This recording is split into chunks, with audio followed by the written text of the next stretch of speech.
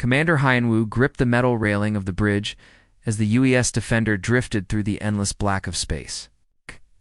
3 months had passed since humanity established New Sol Colony on Kepler 44b, their third settlement beyond Earth's solar system. The massive colony ship hummed with life as 15,000 settlers worked to build their new home among the stars.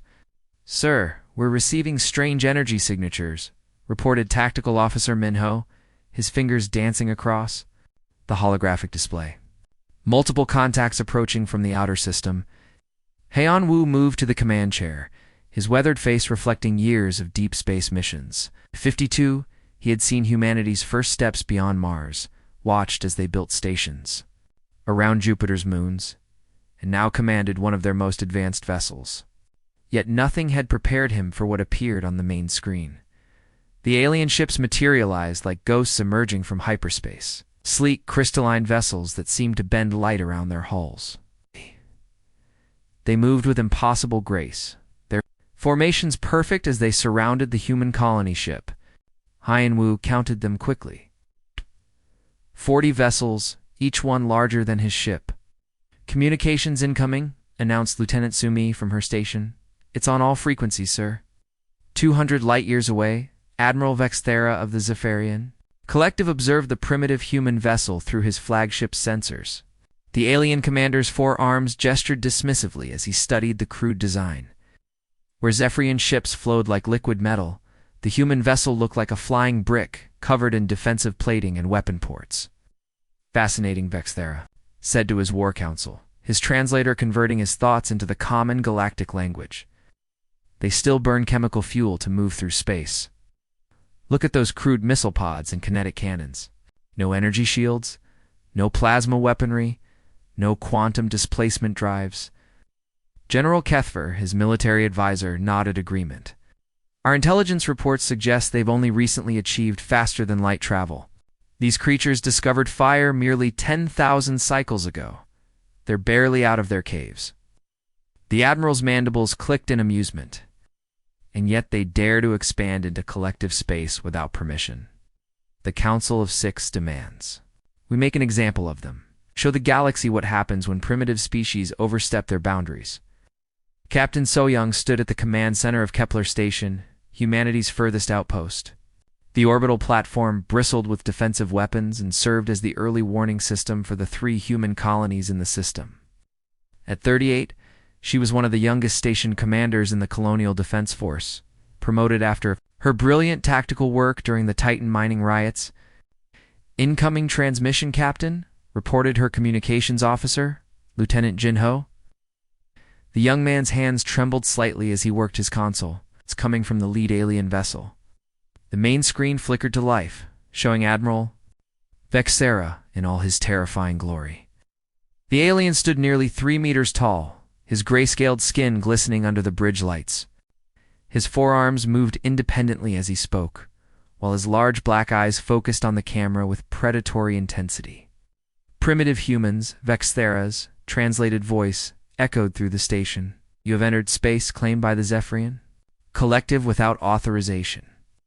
Your species lacks the technological advancement required for galactic citizenship. Surrender your colonies immediately and return to your home system. You have 1 rotation to comply, or we will remove you by force." The transmission ended, leaving the bridge in stunned silence. So-young looked around at her crew. These were good people, volunteers who had left Earth to build something new among the stars. They had families in the colonies below, children who played in artificial parks under dome cities, scientists who dreamed of discovering new worlds. "Jinho," she said quietly, "open a channel to Admiral Vexthera." "Channel open, Captain." So-young stepped forward, her jaw set with determination. Behind her, the tactical display showed the 40 alien vessels in perfect formation, their weapons charging. The odds were impossible, but she had not come this far to surrender to alien bullies. "Admiral Vexthera," she began, her voice steady despite the gravity of the moment. "This is Captain So-young of the Human Colonial Defense Force. We've received your demands." She paused, looking directly at the camera. "Here's our answer." Jinho's fingers flew across his console, transmitting coordinates of every human military installation in the system. The message was clear and simple: come and take them. Admiral Vexthera received the human response aboard his flagship. The primitive creatures had not only refused to surrender, but had actually provided targeting data for their own positions. The audacity was almost admirable. "Sir," reported his tactical officer, "the humans are moving their ships into defensive positions around their colonies. Our sensors detect approximately 60 vessels total. 60 ships against our advanced fleet of 600. Vexatheras' mandibles clicked in what his species considered laughter. "Order the fleet to advance. We'll end this quickly and send a message to any other primitive species watching." As the alien armada moved forward, humanity prepared for its first interstellar war. In the depths of space, two civilizations approached a collision that would reshape the galaxy forever. The alarm klaxons screamed through Europa Station as Captain Minsu rushed to the command bridge. The massive orbital platform, built into a hollowed-out asteroid, served as humanity's first line of defense in the outer colonies. Through the reinforced viewports, he could see the approaching alien fleet like a swarm of silver wasps against the starfield. "Status report," Minzue barked as he dropped into the command chair.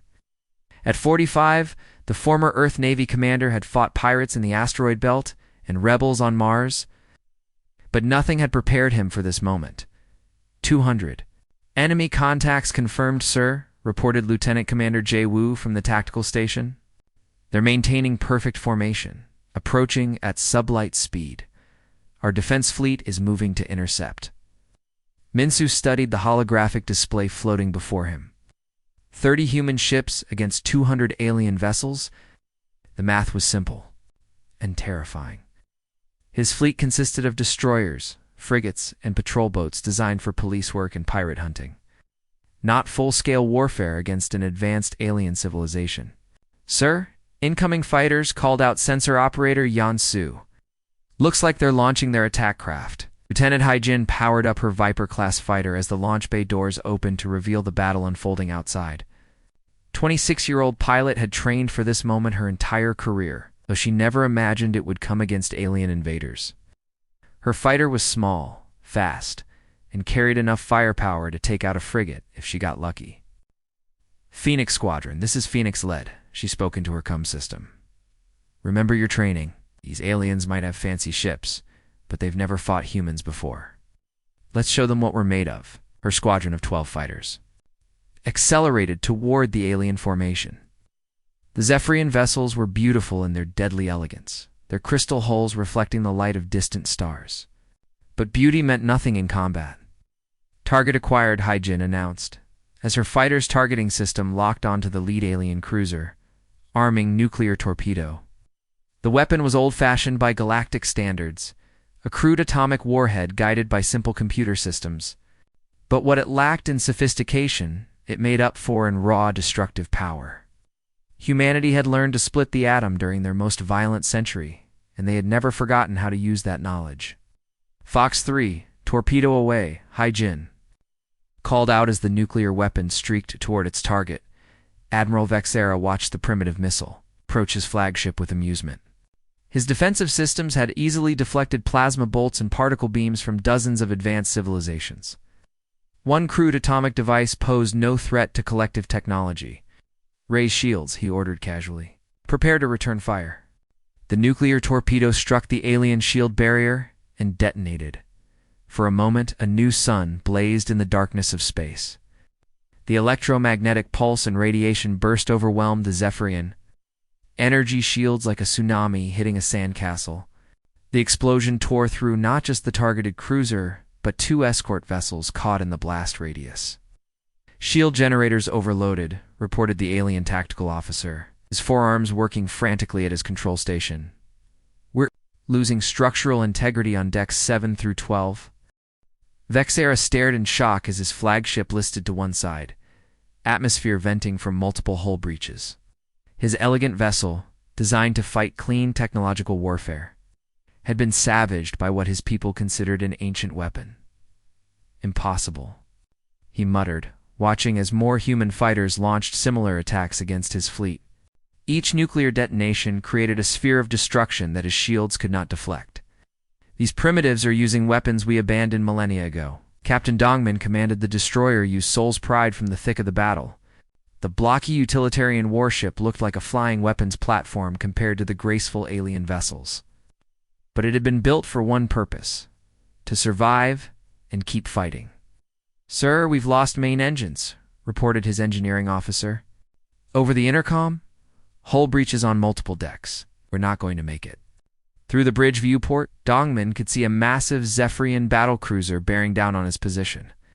The alien vessel was 3 times the size of his ship, its weapon ports glowing with deadly energy. His destroyer was dying, but he still had one option left. "All hands, this is the captain," he announced over the ship's communication system. "Prepare for ramming speed. It's been an honor serving with you all." The Soul's Pride accelerated toward the alien battlecruiser, damaged engines screaming as they pushed beyond their safety limits. The human crew braced for impact as their ship became a guided missile for Earth. Dongmin shouted into his comm system as the 2 vessels collided, the human destroyer's reinforced hull. Designed to withstand asteroid impacts and debris fields, punched through the alien ship's elegant, crystalline structure like a hammer through glass. Both vessels erupted in flames as their reactors overloaded, creating a brief star that illuminated the entire battle zone.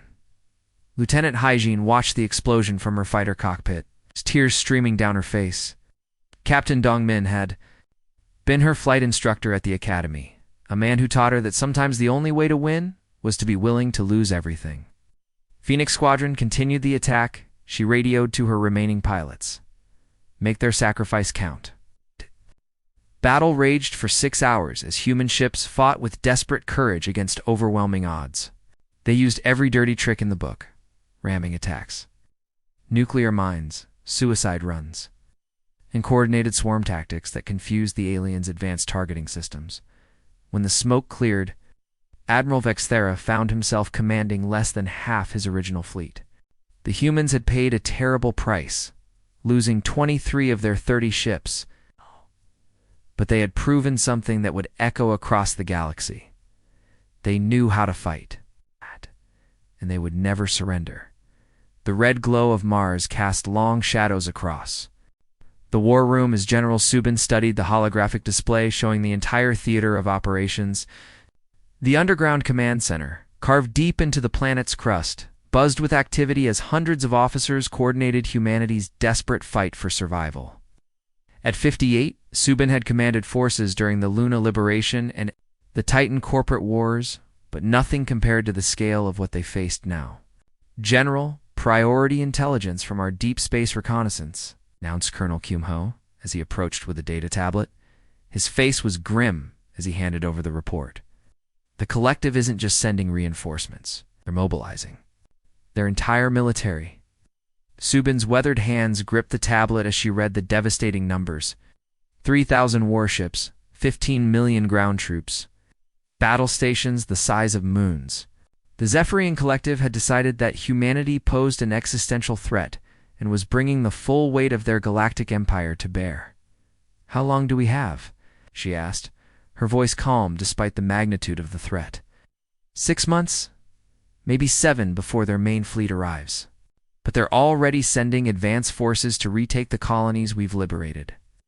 The general nodded and turned back to the tactical display. Red markers showed collective-held territory, while blue indicated human positions. The map looked like a disease spreading through the galaxy, with humanity fighting desperately to contain it. "Send word to all sectors," Subin commanded. "We're not just fighting for our colonies anymore. We're fighting for our species' right to exist." On the surface of New Busan Colony, Sergeant Wujin crouched behind the twisted wreckage of a civilian transport as alien plasma bolts sizzled overhead. The 29-year-old Marine had volunteered for the most dangerous mission in human history, liberating colonies that had fallen to collective forces. His powered armor, nicknamed Iron Devil by his squad, made him look more like a walking tank than a soldier. "Reaper Squad. This is Alpha," he spoke into his helmet. "Come. Target building confirmed. Alien command post, 50 meters ahead. They've got human prisoners inside. The colony had been beautiful once, with its glass domes and artificial gardens creating a slice of earth among the stars. Now it was a battlefield, its streets littered with debris and its buildings scarred by weapon fire. The Zephyrian occupation. Force had turned the central plaza into a prison camp, where 3,000 colonists waited for transportation to slave worlds. Moving to assault position, Woojin announced as he activated his armor's stealth systems. The Iron Devil suit could operate in hard vacuum, underwater, or in toxic atmospheres that would kill an unprotected human in seconds. It carried enough firepower to level a city block and enough armor to walk through an artillery barrage. The Zephyrian guards had never seen anything like him. Their elegant energy weapons, designed for clean technological warfare, barely scratched his armors surface.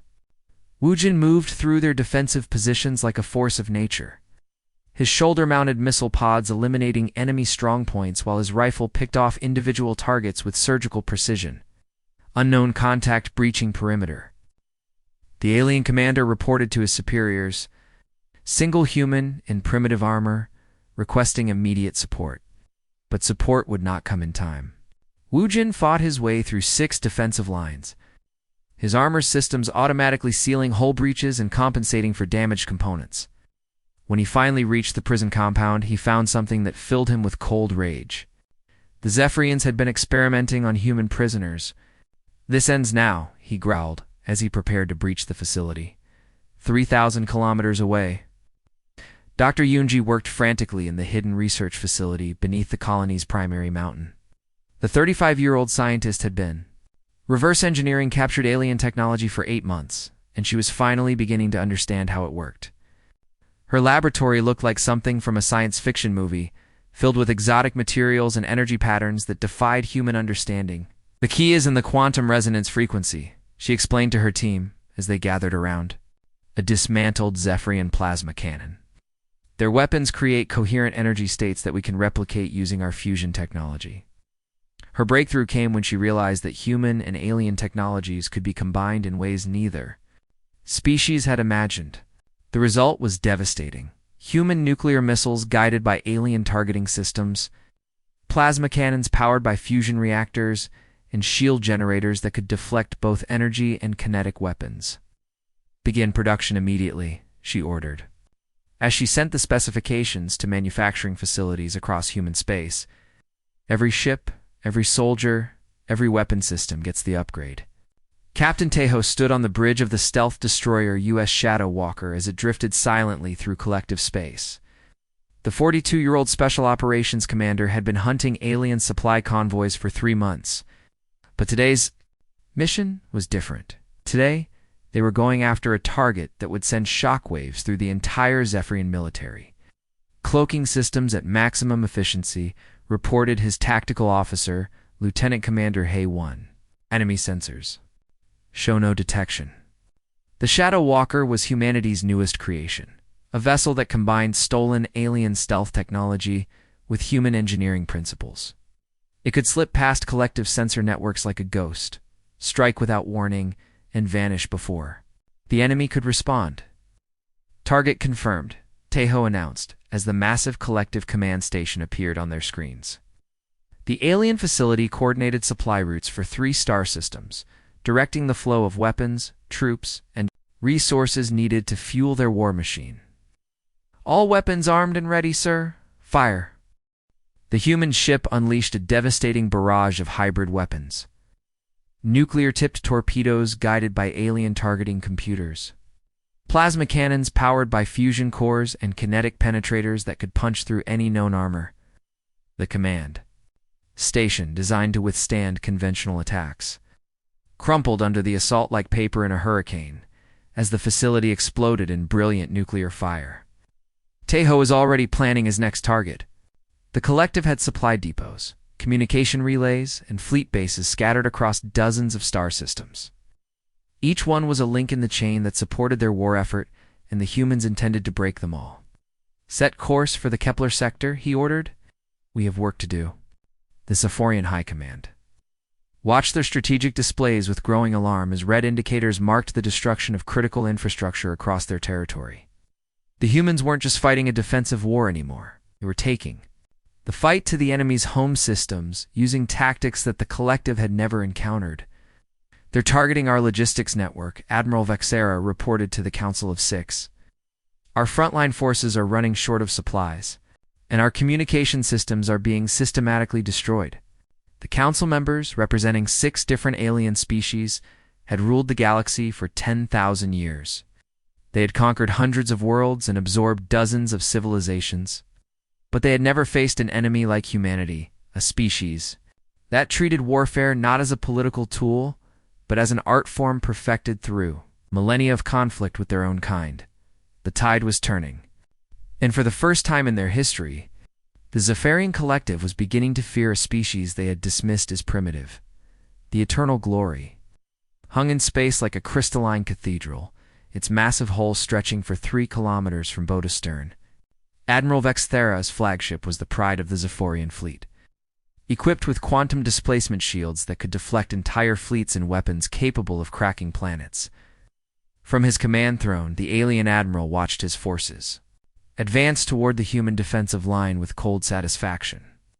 "Sir, our sensors detect a disabled human vessel drifting in Sector 7, reported his tactical officer, Commander Zithka. "The ship appears to be broadcasting distress signals."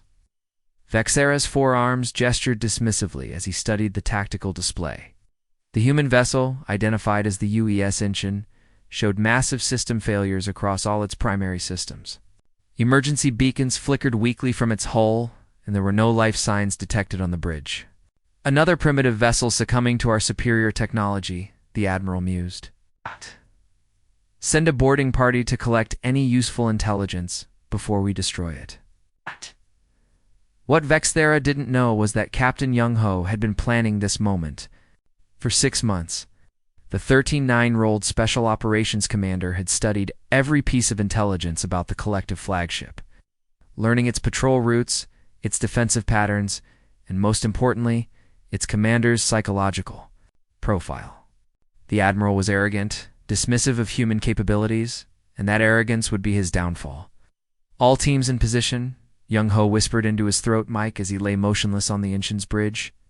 His body was covered in fake blood and burn makeup, while medical monitors showed flatlined vital signs. Around him, his crew played their parts perfectly, some appearing to have died from plasma burns, while others looked like victims of explosive decompression. The Inchin itself was a masterpiece of deception.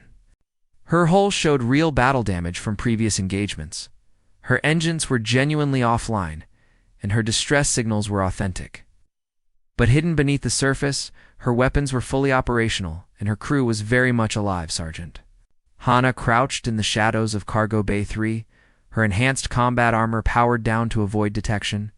The 27-year-old Marine had volunteered for the most dangerous mission of her career, knowing that discovery meant certain death. Around her, 11 other soldiers waited in perfect silence, their breathing regulated, and their weapons ready. "Boarding craft approaching," whispered Corporal Sunjo from his position near the airlock. "Multiple contacts. Looks like a full platoon." Hana felt her heart rate increase as she heard the magnetic clamps engage with the ship's hull.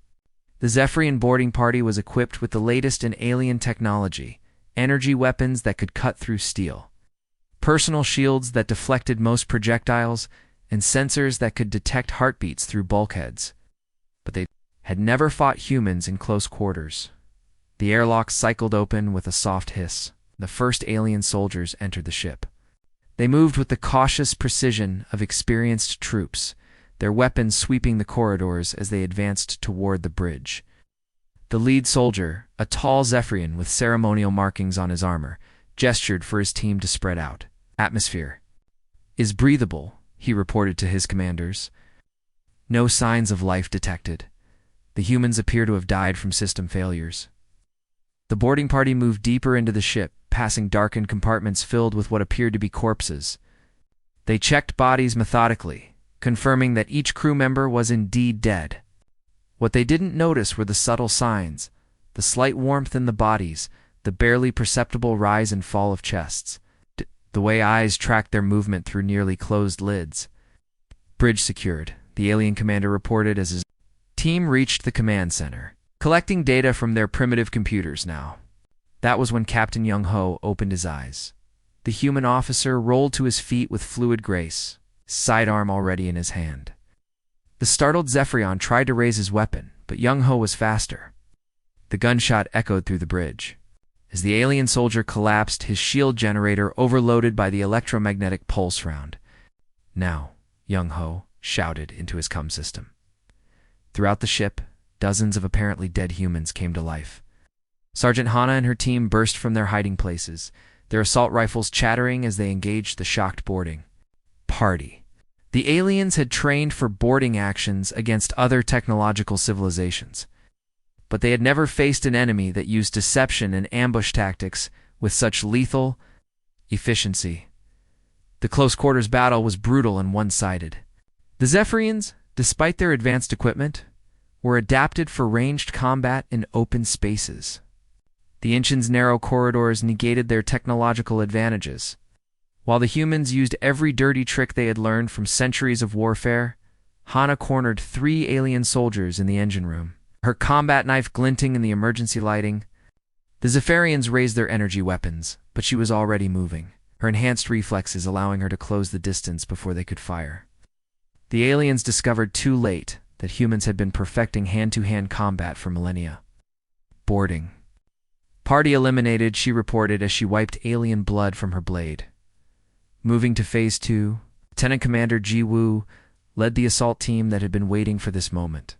The 34-year-old officer commanded the Ancients' Marine Detachment, and she had trained specifically for boarding actions against enemy capital ships. As the Zephyrian shuttle attempted to retreat, she and her team launched themselves across the void in powered armor, magnetic grapples carrying them toward the Eternal Glory's hull. "Breaching charges set," reported Sergeant Minwoo, as the team positioned themselves around the flagship's airlock. "Out ready to make our own entrance, eh?" The explosion tore through the alien ship's hull like thunder, creating a hole large enough for the Marine team to enter. They poured through the breach in a coordinated assault, their weapons laying down covering fire as they established a beachhead inside the enemy vessel. Admiral Exthera felt his flagship shudder as the humans breached his outer hull. Emergency. Alarms wailed throughout the bridge as damage reports flooded in from across the ship. The Admiral's confidence began to crack as he realized the terrible truth. The disabled human vessel had been a trap, and he had walked directly into it. "Sir, human Marines have boarded the ship," his tactical officer reported, panic evident in his translated voice. "They're fighting their way toward the command center."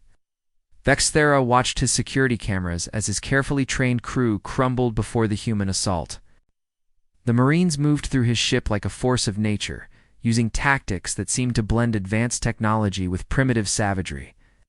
They fought in ways that his people had never encountered, treating close combat as natural as breathing. "Impossible," he whispered as GOE's team reached the bridge level. These creatures were supposed to be primitive, but as the blast doors exploded inward and human soldiers poured onto his command deck, Admiral Vexthera finally understood the truth. His people had picked a fight with the galaxy's apex predators, and now they were paying the price for their arrogance. Communications Officer Kexi pressed himself against the curved wall of his escape pod as explosions lit up the darkness around him. Through the small viewport, he watched the final battle of the war unfold in terrible silence. The Zephyrian Collective's grand fleet, once 3,000 strong, was being torn apart by human forces that seemed to be everywhere at once. The young alien officer had served aboard the cruiser Divine Purpose for only 6 months when the war began. He had joined the collective military, believing in their cause, convinced that humanity posed a threat to galactic order. Now, as his species' greatest fleet burned around him, he wondered if they had been wrong about everything. A massive human dreadnought, scarred from countless battles, swept past his tiny pod like a predator among prey. Its hull bristled with weapons that combined alien technology with human engineering, creating something more deadly than either species had achieved alone. The ship's name, painted in bold letters across its bow, read U.S. Indomitable, a word that Kexi's translator couldn't quite capture, but somehow understood perfectly: his pod's communication system. crackled to life with fragmentary transmissions from the dying collective fleet. Admiral Vexthera's voice, once so confident and commanding, now carried the weight of absolute defeat. All ships, this is Fleet Command. We surrender. Repeat. The collective surrenders. Cease all hostile actions immediately. The human response came from Captain Inho, commander of the Indomitable. His voice was calm, professional, without the triumph that Kexai expected from a conquering enemy. Collective forces, this is Captain Inho of the Human Defense Force. Your surrender is acknowledged. Prepare to be boarded for processing. Any ship that continues to fight will be destroyed. Kexai watched through his viewport as human rescue vessels began moving among the wreckage, collecting escape pods and survivors from damaged ships. The sight confused him. Why were they saving their enemies? In every war the collective had fought, defeated forces were either enslaved or eliminated. Mercy was considered a weakness that led to future conflicts. His pod's beacon activated automatically as the divine purpose finally succumbed to internal explosions. The cruiser had taken 17 human torpedoes before her reactor containment failed, creating a brief star that illuminated the entire battlefield. Kexai was now truly alone, drifting in space while his entire civilization crumbled around him. Hours passed before a human rescue ship approached his pod. The vessel was smaller than collective designs, built for function rather than elegance. Its hull bore the scars of battle, plasma burns, and kinetic impacts that spoke of hard fighting. As it maneuvered closer, Kexai could see human figures. In environmental suits preparing to bring him aboard, Lieutenant Borum led the recovery team that pulled Kexai from his escape pod. The 20-year-old officer had been rescuing survivors for 12 hours straight, pulling both human and alien personnel from the wreckage of the greatest space battle in galactic history. Her face was tired, but determined as she helped the frightened Zephyrian out of his pod. "Easy there," she said gently, her translator converting her words into his native language. "You're safe now. Medical team is standing by." Kexai expected interrogation, torture, or immediate execution. Instead, he found himself in a clean medical bay, where human doctors treated his injuries with the same care they showed their own wounded. A young medic named Yong Su checked his vital signs and administered pain medication, speaking in soothing tones despite the language barrier. "Why," Kexai finally managed to ask in broken human standard, "why help enemy?" Lieutenant Borum, who had stayed to monitor his condition, smiled sadly. "Because the war is over, you're not our enemy anymore." Captain Inho visited Kexai's quarters daily during the journey back to human space. The 47-year-old officer was nothing like what collective propaganda had described. He wasn't a savage barbarian or a ruthless killer. He was a thoughtful man who spoke softly and carried himself with quiet dignity. "Your people fought bravely," Inho said during one of their conversations. Admiral Vexthera was a skilled commander. Under different circumstances, we might have been allies instead of enemies. Kexai studied the human captain's weathered face, trying to understand the contradictions he represented. This man had commanded the fleet that destroyed the collectives. Military might, yet he spoke of his enemies with respect. "War is what we do best," Inho continued, settling into the chair beside Kexai's bed. "Humans have been fighting each other for our entire history. We've perfected every aspect of warfare, from grand strategy to individual combat. But that's not what makes us strong." "Then what?" Kexai asked, genuinely curious. "Knowing when to stop fighting? Knowing when to show mercy to a defeated enemy? Your collective ruled through fear and superiority. We prefer to rule through example." The captain leaned forward, his expression serious. "We're sending you home with a message, Kexi. Tell your leaders that humanity offers peace, not submission. Not conquest, but genuine partnership between equals. The galaxy is big enough for all of us." Months later, Kexai stood before the Collective Council in the Great Chamber on Zephyr Prime. The 6 species that comprised the Collective's leadership looked down at him from their elevated seats, their faces showing everything from anger to despair. The war had cost them everything: their fleet, their colonies, their belief in their own superiority. Port Communications Officer commanded High Counselor Thexmar. His voice heavy with defeat, Kexai straightened, remembering the human. Officers who had treated him with dignity, even in captivity. Honored counselors, I bring terms from the Human Defense Force. They offer us peace. Peace, spat General Kethver. What do these primitives want from us? Nothing, Kexai replied simply. They want nothing from us except our agreement to coexist. No tribute, no territory, no submission. They offer to share their hybrid technology with us, to establish trade routes between our species. Right. To create a partnership based on mutual respect. Council chamber fell silent as the implications sank in. Okay.